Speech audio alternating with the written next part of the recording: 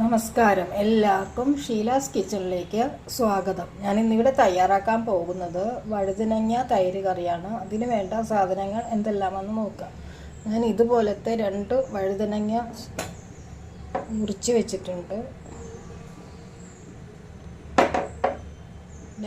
2-3 ചെറിയ ഉള്ളി ചെറുതായി അരിഞ്ഞത്, ആവശ്യത്തിന് ഉപ്പ്, കുറച്ച് മുളക് പൊടി, മഞ്ഞൾപ്പൊടി, താളിക്കാനായിട്ട് കടുക്, ഉലുവ, ഒരു ഉണക്കമുളക്, കുറച്ച് ഉഴുന്ന്, പിന്നെ കായപ്പൊടി, തൈര് നന്നായിട്ട് അടിച്ചെടുത്ത്, അധികം പുളിയില്ലാത്ത തൈര് വേണം എടുക്കേണ്ടത്.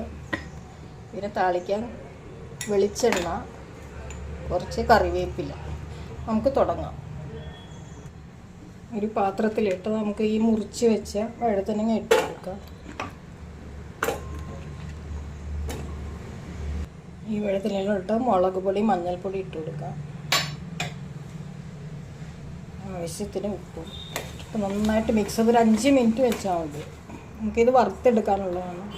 നമുക്കിത് വറുക്കാനായിട്ട് ഒരു കടായിൽ കുറച്ച് എണ്ണ വെച്ചിട്ടുണ്ട്. നമുക്ക് എണ്ണ ചൂടാക്കി എടുക്കാം. നമ്മുടെ എണ്ണയൊക്കെ ചൂടായി വന്നിട്ടുണ്ട്. നമുക്ക് ഇതിലോട്ട് വഴുതനങ്ങ ഇട്ട് കൊടുക്കാം.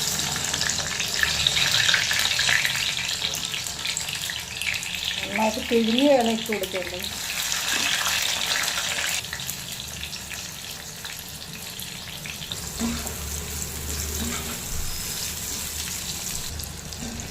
വഴുതനങ്ങ ഇതുപോലെ മതി, അധികം മൂത്തി ഇതൊക്കണ്ട, ചൂടാക്കണ്ട. ഇതുപോലെ എടുക്കാം. ഒരു പാത്രത്തിലോട്ട് മാറ്റാം.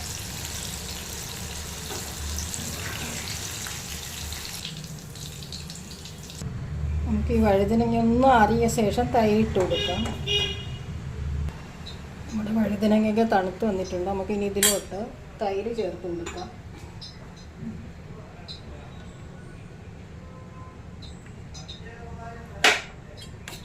ആവശ്യമെങ്കിൽ കുറച്ച് ഉപ്പ് കൂടി ചേർത്ത് കൊടുക്കാം. കുറച്ച് ഉപ്പ് ചേർത്ത് നമുക്കിനി താളിച്ചിടാം. അതിനായിട്ട് ഒരു കടായി ചൂടാക്കാൻ വെച്ചിട്ടുണ്ട്. ഇതിലോട്ട് നമുക്ക് വെളിച്ചെണ്ണ ഇട്ട് കൊടുക്കാം.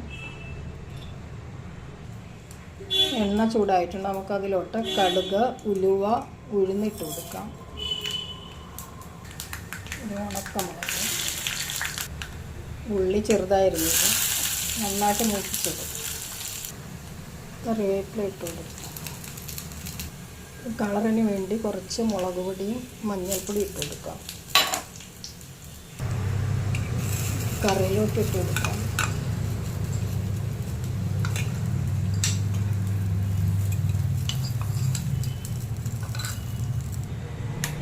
പെട്ടെന്ന് തയ്യാറാക്കാൻ പറ്റിയ ഒരു കറിയാണിത്.